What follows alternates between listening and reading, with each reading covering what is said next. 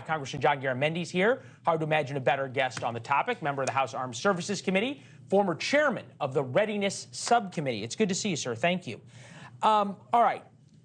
You know the problems we have with readiness. Sure. Is there anything that we're doing that takes away?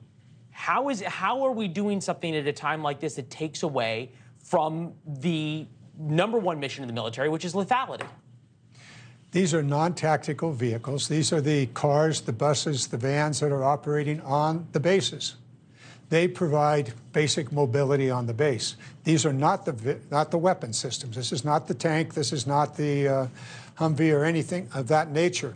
Even though those two, the military is looking at this and go, oh, electric vehicles do not have a heat signature. Guess how you find a tank? Infrared. That's a heat.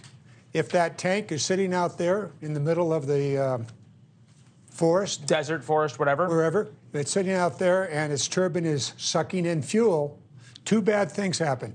First of all, there's a heat signature and guaranteed the missile's coming your way because that's a heat-seeking missile. Secondly, you're consuming fuel. If that tank, and we're not talking about tanks here with this message, but if that tank were a hybrid, its communications and its air conditioning would be running on a battery and saving fuel.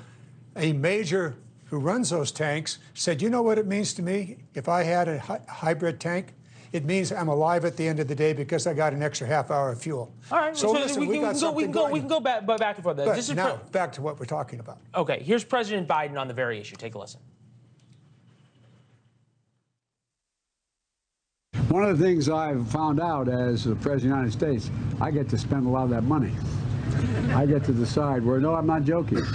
And we're going to completely, I'm going to start the process where every vehicle in the United States military, every vehicle is going to be climate friendly. Every vehicle. You understand when you start talking about something being climate friendly as an issue, not the most lethal fighting machine possible to kill the Chinese when they need to. It seems like you're changing priorities. No, not at all.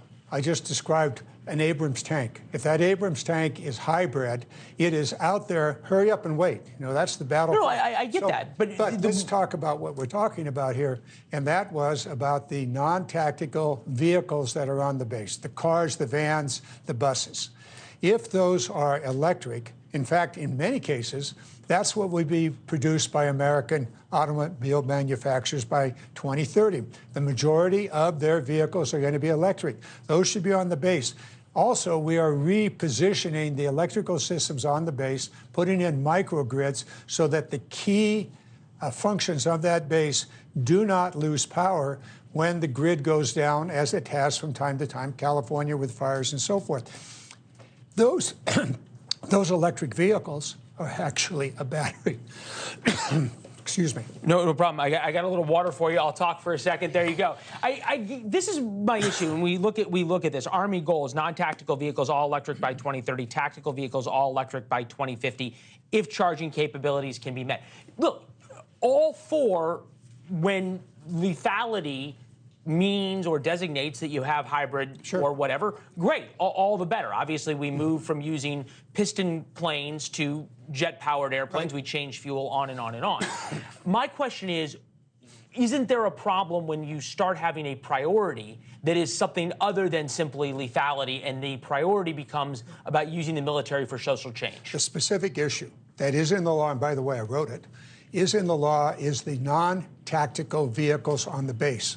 These are not the vehicles that are used in war. These are the vehicles that operate on the base. To the extent that they are electric, you're moving away from the carbon-based fuels. And no fear when China nukes our power plants or when they take them offline with hacking that we can't charge the things on the base.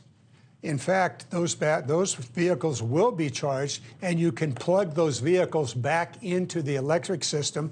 Again, microgrids plug those back into the system so that they actually become a battery that would allow that critical element on the base to continue to operate. So they have a dual function here. It is a very wise thing. In addition to that, the entire American automobiles manufacturers are going to electric.